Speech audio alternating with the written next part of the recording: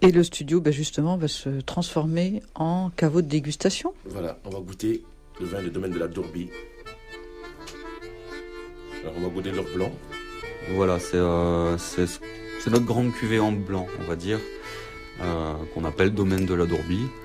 Donc ça, c'est le haut de gamme alors? Le haut de gamme en blanc, voilà. En blanc, c'est un grenache gris avec un petit peu de grenache blanc. Donc on a AOC Coteaux du Languedoc, même si bientôt on va devoir l'appeler AOC Languedoc. C'est une vigne qui a 50 ans, qui est au milieu de la garrigue, avec des vieilles souches en gobelet. Très très belle vigne d'ailleurs.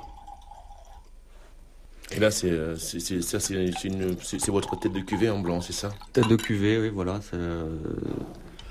C'est vinifié de manière traditionnelle, comme je disais tout à l'heure, sans levure. C'est quel millésime, ça?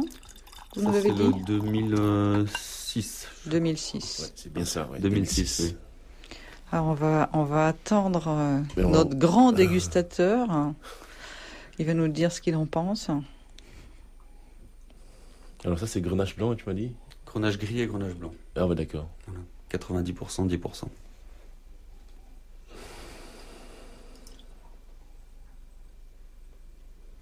Alors le nez est vachement floral.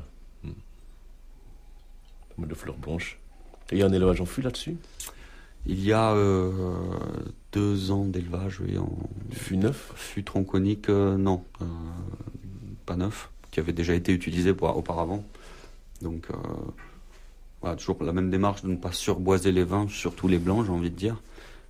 Surtout quand on a une vieille vigne de 50 ans, il serait très très dommage de masquer tout ce qu'elle peut nous apporter avec du bois. Donc, bois qui n'est pas neuf, levure naturelle,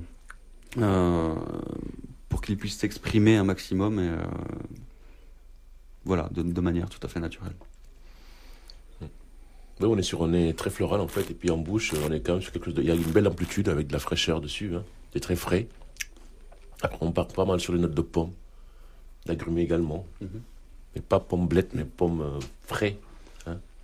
Oui, c'est un peu ce qu'on recherche nous sur le domaine, et surtout dans le Languedoc en général, je pense, c'est d'essayer de conférer de la fraîcheur à nos vins, sans altérer la concentration ou les maturités, mais on a besoin de tendre vers de la fraîcheur. Oui, c'est très frais, effectivement. L'attaque est droite. On est vraiment sur de la fraîcheur.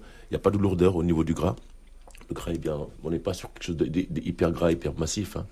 Tout en restant gras quand même, on voit qu'on attaque. Il y a une belle attaque dessus. Après, il y a un bel équilibre au niveau des... Il y a un très bel équilibre en fait. Hein. On n'est pas sur quelque chose de surmûri déjà, ça c'est très bien. On voit que voilà, on est quand même sur quelque chose qui a maturité a priori. À maturité, ouais, mais pas trop mûr, comme tu dis. Ouais. Oui, bon, je suis assez satisfait de cette cuvée à maturité, mais sans aller vers comme pour les rouges, on parle de confituré. Voilà, c'est vraiment pas ce qu'on cherche à faire, surtout à l'heure actuelle.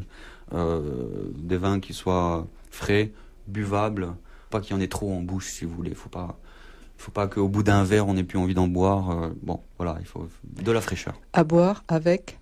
Alors moi, ça, je le proposerais bien sur un cabillaud, par exemple, avec grand plaisir. Un cabillaud en sauce. En sauce, des choses comme ça, ouais, sans problème. Sinon, on peut partir également, éventuellement, sur certains fromages. Oui, tout à fait. Des roquefort, des choses comme ça. Eh bien, merci beaucoup. Merci Emmanuel Serin. Je rappelle donc que vous êtes propriétaire du domaine La Dourbie à Cannet. Un domaine, comme vous nous l'avez dit, qui a un caveau de dégustation. Donc on peut bien sûr venir vous rencontrer. Morcine, merci. Merci Isabelle.